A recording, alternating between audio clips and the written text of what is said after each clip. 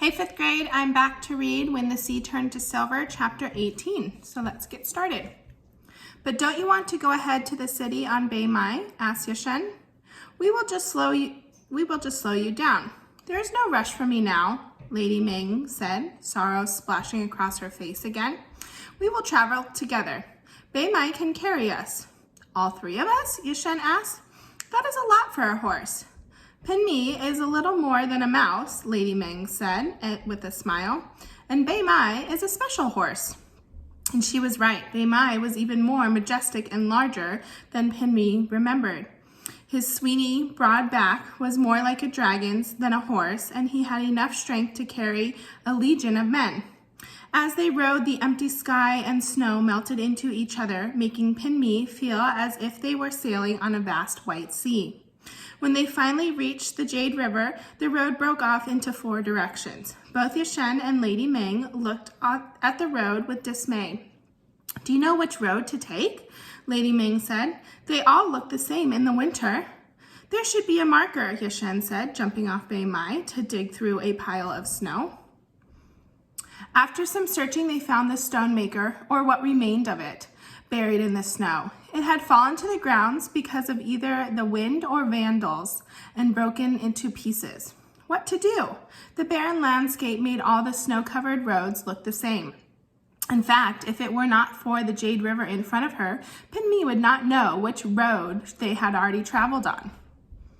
And it was the frozen Jade River that Lady Ming was staring at. Instead of looking from road to road like Pinmi and Yashen were, Lady Ming's eyes were fixed on the ice stretching before them like a silver brocade.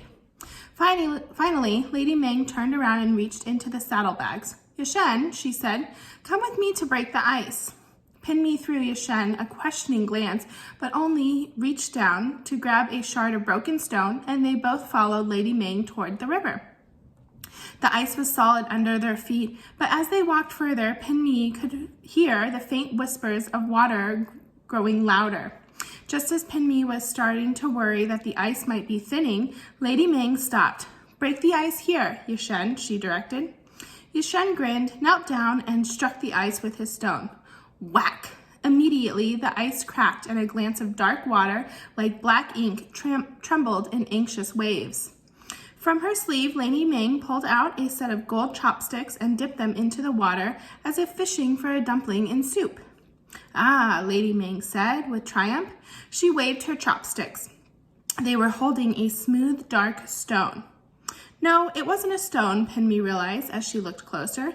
It was a shell. Lady Ming was holding a mussel. Show us the way to the city of bright moonlight, Lady Ming commanded the mussel. Pinmi sneaked a look at Yashen. What was Lady Ming doing? Show us the way to the city of bright moonlight, she said again, louder and slower. The mussel did nothing. Here's a picture.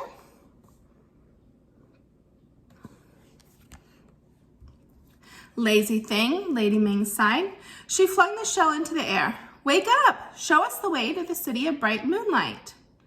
And as the mussel spun into the sky, it burst into feathers. It was like a bird. It hung above them, its chest a stitch of red thread in the white silk sky. A shallow, Pinmi breathed. A mussel turned into a shallow. Lady Ming had already turned back toward the road, and Yashen trailed comically behind, his mouth open and head angled upward. But Pinmi stood still, curiously studying Lady Ming, who against the whiteness of the snow and ice looked like a painting had come to life. I hope you enjoyed chapter 18. We'll be back tomorrow for chapter 19.